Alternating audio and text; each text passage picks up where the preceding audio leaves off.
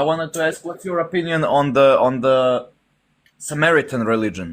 It's similar. Do you consider it to be like some kind of We different form of interviewed them. Did you Judaism see? or a valid religion or what? Yeah, so like Yes. on my TikTok, I made this little documentary when I was in Israel, like 3 4 years ago. I went to this place called Holon. So the Samaritans live in two towns in Israel.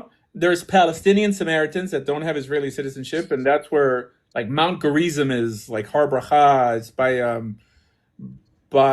Nablus, by like Shechem. And then there's the Israeli Samaritans that live near Tel Aviv in a place called Holon. And that's where I went. And I interviewed Ben Sadaka, which is like their main guy. And I went outside of their synagogue because they didn't let me inside because I wasn't a Samaritan.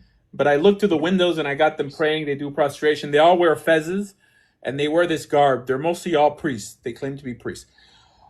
According to the Mishnah, it seems like they're Jewish. According to the Talmud, i.e., the Gemara, the commentary to the Mishnah, it calls them Gentiles.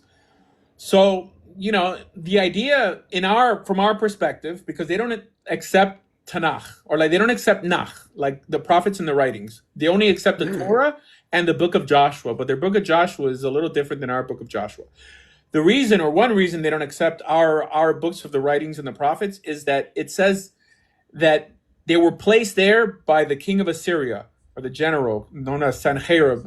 It was a tactic of his that whenever he would defeat a country, like he would take its inhabitants and spread them across the Assyrian Empire. This is what happened to the 10 lost tribes. This is why they're lost.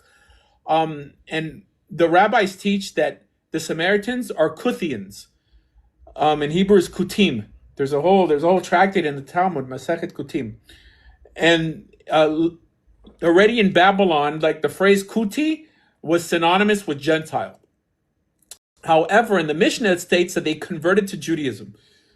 It says that they converted out of fear of being eaten by lions, because the idea is that when they were placed in Israel, they brought in their idolatry, and then God caused lions. There used to be lions in Israel, and bears actually, to eat them. And they only stopped being eaten by lions when they converted to Judaism.